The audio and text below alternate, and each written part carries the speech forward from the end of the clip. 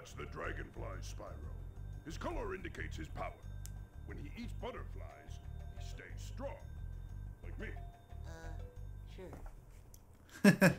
Well, he is right, you know. He is so right in every sense of the word. Alright, let's go ahead and claim this reward. And bazinga. Man, I am hungry. Haven't really ate much of anything today. Let's see, there are 200 gems, right? Yeah, 200 and 3 out of 4 dragons. So like I said, keep an eye on your inventory screen and use it to check your progression. You can also use it to check how many dragon eggs that you've collected throughout all the worlds in the game, and every level too. Also use this to check on the number of dragons that you saved, etc, etc. When you free a dragon or step on one of their platforms, you're saving your progress. That could be useful if you run into trouble. Not that you ever run into trouble, Spyro. Oh boy, he couldn't have been any more right. I mean, I ran into trouble in the last recording session when the game capture program just decided to take a dump and say screw you and give me the middle finger and packed its things and ran away. One very common strategy that speedrunners use is that if they're going for a 100% run in any way, then what they do, as soon as they finish their checklist and finish everything that they need to do, then what they do is just simply select exit level. It also functions the same way as the jumping into those whirlwind-like pedestal things. It's pretty much the same, and your progress is once again saved, but not so much saved because this game does not feature an autosave feature. Autosaving wasn't even a thing in the original PlayStation 1 era, although it was a part of the N64 era, which is really strange how the PlayStation didn't even integrate this sort of feature until later. By the way, if you want to know how I'm doing these things, like how am I charging, how am I breathing fire, I'll explain that in a minute. Oh, it's you. I wasn't sure if you'd see those annoying little creatures. Of course, they wouldn't bother me, but here's a hint. Metal armor is fireproof, but a charge attack will take care of them. Thanks for the tip. I was going to explain that next. Anyhow, push and hold the square button to charge with your horns. Doing so will allow you to take on certain enemies that are flame resistant, like... However, shoot, what am I trying to say? You may encounter some enemies that are both resistant to your charge attack and your flame attack, in which case you'll have to put on your thinking cap and figure out how to defeat them. And some enemies it's very simple, others not so much. But anyhow, after you figure out what to do, then it's smooth sailing for the most part. Want to know a secret? Use the triangle button when you want to zoom in and look around. Oh, your secret's safe with me. Thanks. Thanks, dude. Well, anyhow, as I was trying to say, you use your charge attack to charge against small enemies that have flame-resistant armor. However, for bigger enemies, you have to use your flame attack. Use your flame attack on the larger enemies, and you should be okay. If you try to charge at the larger enemies, well then you're going to be left vulnerable and in trouble, because they'll use your moment of vulnerability to whack you and get a free hit off of you. And we don't want that. We don't want that at all. Earlier you may have saw me fall into the water. And if this is even the same video, that is. Dang it. Screw you. Hello and goodbye. What I was trying to say is that Spyro cannot swim in this game at all. If he falls into water, he takes a hit.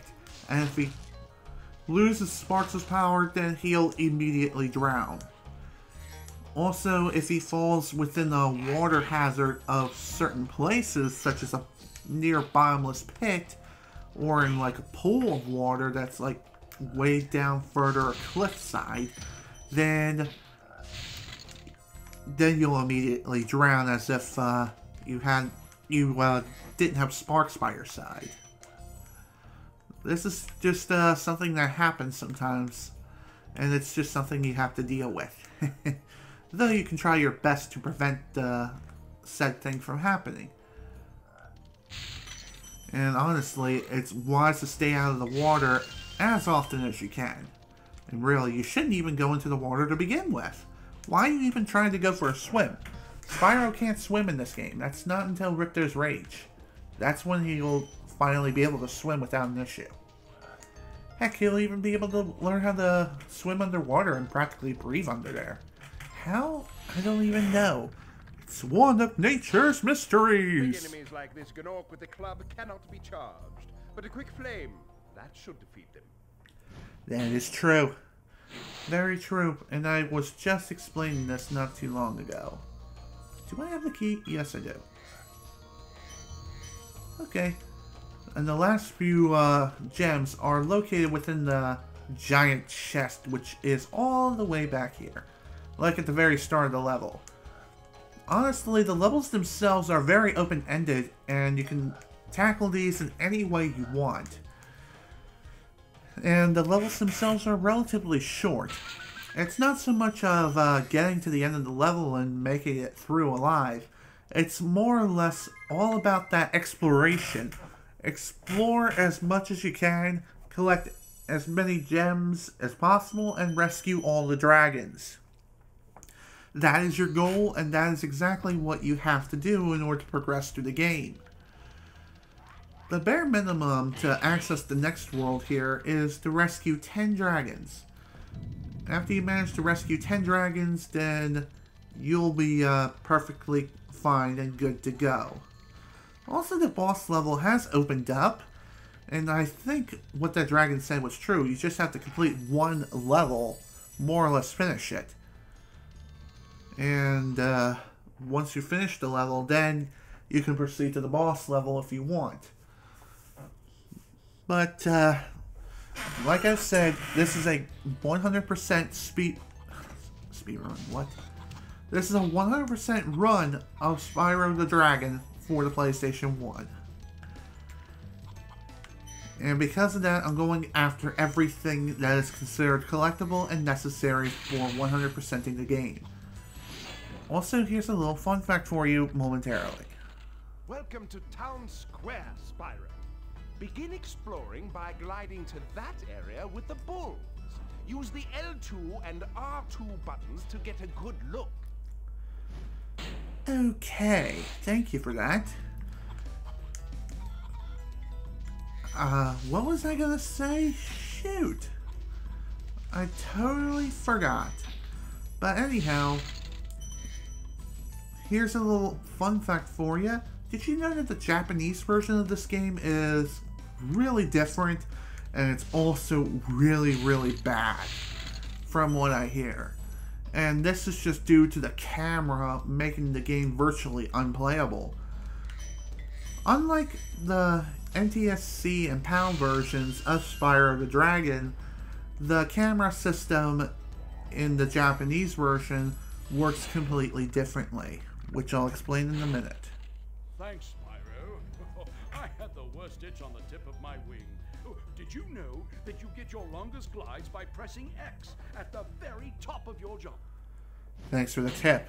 Already knew this, but thank you anyway. Hi, please burn in hell where you belong, jerks. Anyhow, the camera system works completely differently in the Japanese version. You know how in the NTSC and PAL versions of the game, you can rotate the camera freely by pushing either L2 or R2 to rotate the camera either left or right, and for the most part, the camera sticks behind Spyro. However, in the Japanese version, the camera is in a fixed position. Spyro, did you see a man dressed in blue running around here? He's a thief, and he's stolen a dragon egg. You've got to track him down and get that egg. Run! Run! I'm getting a little winded. What else? I'll be sure to track him down and give him a good spanking. That's for sure. But anyhow, as I was saying, the camera in the Japanese version is in a fixed position. And a lot of times the camera is so badly positioned that, you won't be able to see very much of what's going on screen. Which is super annoying. And what's an even bigger kick to the face is that if you want to play Spyro the Dragon properly with a proper camera, it's an unlockable feature. And you can unlock it by beating the game. It's like, you wanted to play through hell? Good job! Now here you go. You can now play the game properly with a proper camera. And I'm using proper in quotations because the camera during the era of the 90s and the early introduction of 3D platformers such as Super Mario 64 and Spyro the Dragon, and even Crash Bandicoot, the camera is not exactly your best friend. In fact, it's practically your worst enemy. And this game, unfortunately, is no exception. I'm serious. I am truly serious about that too. The camera is just that bad. Well, not so bad that it's unplayable. Thank you for releasing me. Also, take a drink now. Let's see. Okay, looks like we're done. Yes, we are. Perfectly finished. And since the exit's right here, I might as well go ahead and take it, rather than do the whole pause thing. Sure, it saves a few seconds, but it's not exactly the most fun. And I'm only going to be doing the pause thing every so often. It's not like I'm going to be doing it all the time. Although I will be doing it very often. I just feel like throwing it out there anyway, just to say, hey, this is an option, this is a way of exiting the stage very quickly, so that way you can just proceed onward to the next one as quickly as possible.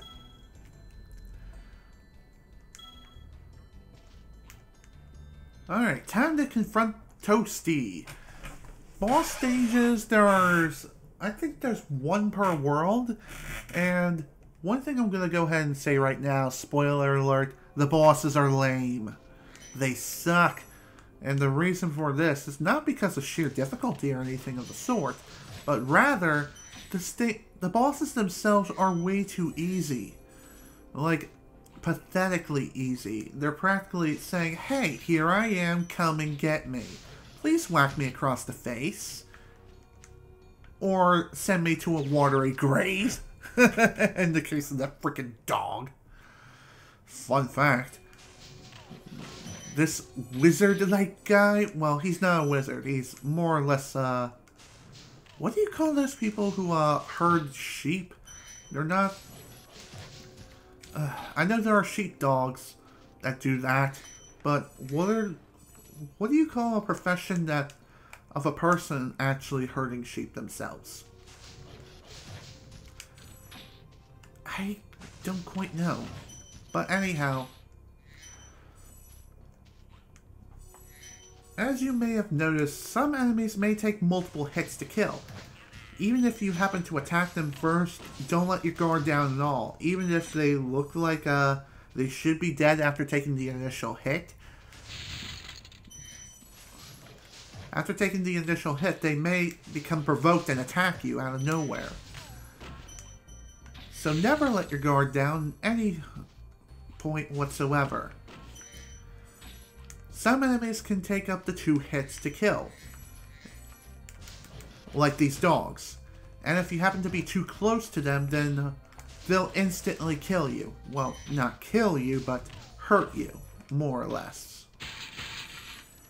By the way, I never really explained the whole container thing.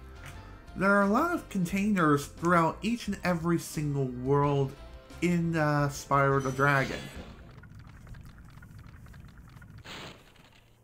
Nasty Nork has put one of his most devious henchmen in charge of the artisan world.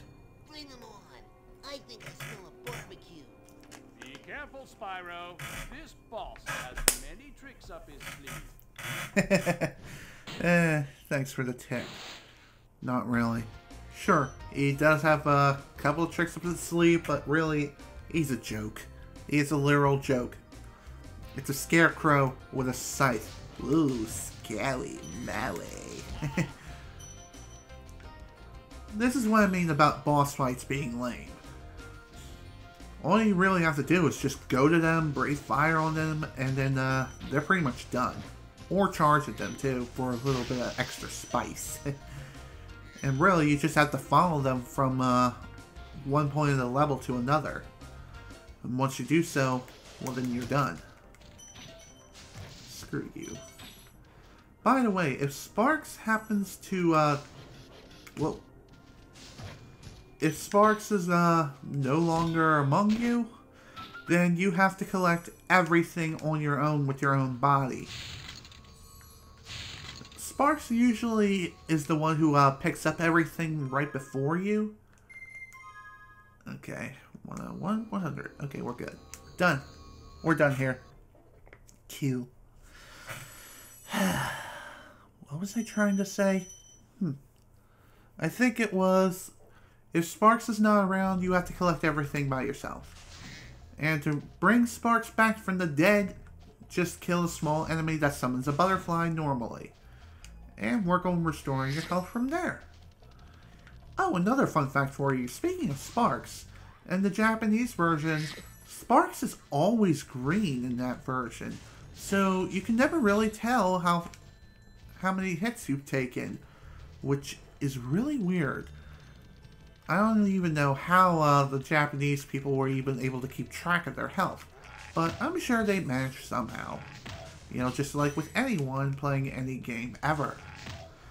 By the way, if you happen to have killed an enemy previously despite them respawning, instead of them dropping gems, they now drop marbles. If you happen to have, if you happen to collect enough marbles, then you'll be able to get an extra life. However, sometimes you may be able to just simply get an extra life from an enemy no matter what, which is nice. Well, now that everything has pretty much been cleaned up here, totally 100% this time, hopefully without missing any more secrets, we can now say hello to Marco the Balloonist. Wow, I see you have been busy rescuing dragons, Spyro. You may travel to the Peacekeeper's world if you like. Sure, let's go. Let's go on to the next world. And we're only 40 minutes and 40 seconds in. Technically speaking, we're about 41 minutes in. Within this recording session, anyhow.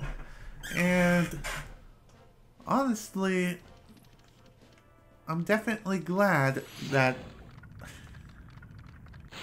What am I trying to say? Welcome to Peacekeepers, Spyro.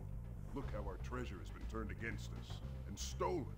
Recover our treasure, Spyro. Collect treasure. Got it. Yeah, collect treasure, burn everything in sight, and also rescue each and every single dragon that we come across, despite them being jerkwads before. Even so, like I said, Nasty Nork could have handled the situation a lot better than he did. But he may actually have issues. And issues, these things happen. Some people are just, you know, that unstable. And I'm not really going to say anything more to that discussion whatsoever. Goodbye.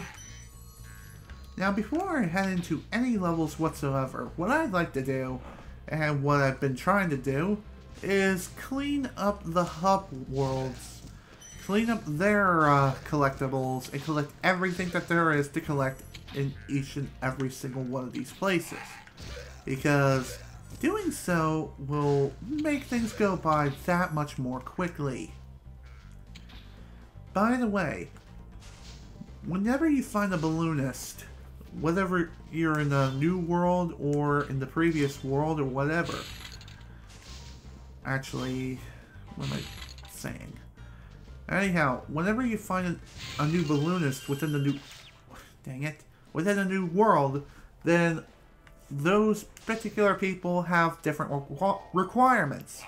Some of them require you to recover a certain number of stolen treasure, which are the gems. And some of them require you to rescue a certain number of dragons. And I think there's maybe one who requires you to collect a certain number of dragon eggs. Although I could be completely wrong about that. Hi, Spyro. Sparks the Dragonfly has been doing a good job protecting you. Make sure to keep him strong by feeding him lots of butter